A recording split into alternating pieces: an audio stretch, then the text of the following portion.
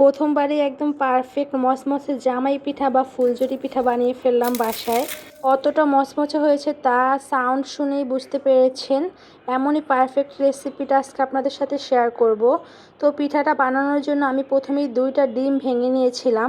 ডিম দুটোকে আগে আমি ফ্রিজ থেকে নামিয়ে রেখেছিলাম। এবার ডিমের সাথে আমি 1/3 কাপ চিনি দিয়ে দিলাম। চিনি আর ডিমটাকে আমি খুব সহজেই হ্যান্ড উইচের সাথে সুন্দর করে মিক্স করে নেব। যখন চিনিটা গলে যাবে তখন আমি এখানে 1 কাপ পরিমাণ চালের গুঁড়া দিয়ে দিলাম। এই পিঠাটা সম্পূর্ণ চালের গুঁড়ো দিয়েও বানানো যায়, আবার চাইলে ময়দা দিয়েও বানানো যায়। তো আমি দুটো মিক্স করে বানিয়েছি। এবার এখানে 1/3 কাপ ময়দা দিয়ে দিলাম আর পরিমাণ মতো লবণ দিয়ে দিলাম। এবার সুন্দর করে আমি শুকনো উপকরণগুলো চেলে দিয়ে দেব। এবার আমি এখানে হ্যান্ড উইচের সাথে মিক্স করে নেব শুকনো উপকরণগুলো। হালকা একটু মিক্স করে নেব প্রথমেই। তারপরে এখানে আমি লিকুইড দুধ ইউজ করব। এখানে চাইলে আপনি গুঁড়া দুধ ইউজ করতে পারেন, আর যদি গুঁড়া দুধ ইউজ করেন তাহলে এখানে নর্মাল টেম্পারেচারের পানি ইউজ করতে পারেন। তো আমি এবার অল্প অল্প করে দুধ দিয়ে মিক্সটাকে পারফেক্ট একটা ডো তৈরি করে নেব। পারফেক্ট ডো তৈরি করার জন্য কিন্তু একবারে সম্পূর্ণ দুধটা দেওয়া যাবে না, অল্প অল্প করে দিয়ে ডোটাকে তৈরি করতে হবে। এখানে আমি আমার ডোটা তৈরি করার জন্য প্রায় 1 কাপের মতো দুধ লেগেছিল, আপনাদের কম বেশি লাগতে পারে। তো পারফেক্ট ডোটা কখন তৈরি হবে তাও আমি আপনাদেরকে দেখিয়ে দেব। তো আমি সুন্দর করে ডোটাকে মিক্স করে নিচ্ছি। এবার বাকি দুধটুকু দিয়ে দেব।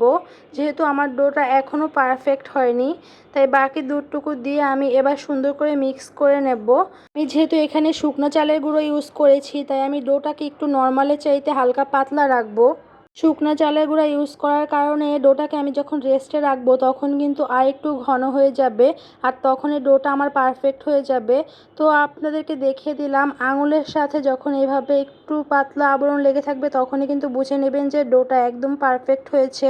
ডোটাকে রেস্টে রেখে আমি কড়াইয়ে তেল দিয়ে শাঁসটাকে ভালো করে গরম করে নিয়েছি। এই পিঠা বানানোর জন্য কিন্তু পিঠার শাঁসটাকে খুব ভালো করে গরম করে নিতে হবে। পিঠা তৈরি করার সময় কিন্তু শাঁসটাকে ডোয়ের ভিতরে সম্পূর্ণ ডুবানো যাবে না, এতে করে কিন্তু তেলের ভিতরে শাঁসটা দিলে পিঠাটা ছুটে আসবে না, লেগে থাকবে। শাঁসটাকে ডোয়ের ভিতরে অর্ধেক পরিমাণে চুবিয়ে তারপরে তুলে তেলের ভিতরে দিয়ে 3 সেকেন্ড রেখে ঝাঁকুনি দিলেই কিন্তু পিঠাটা খুব সহজেই ছুটে আসবে। আর হালকা ব্রাউন করে পিঠাটা ভেজে নিতে হবে।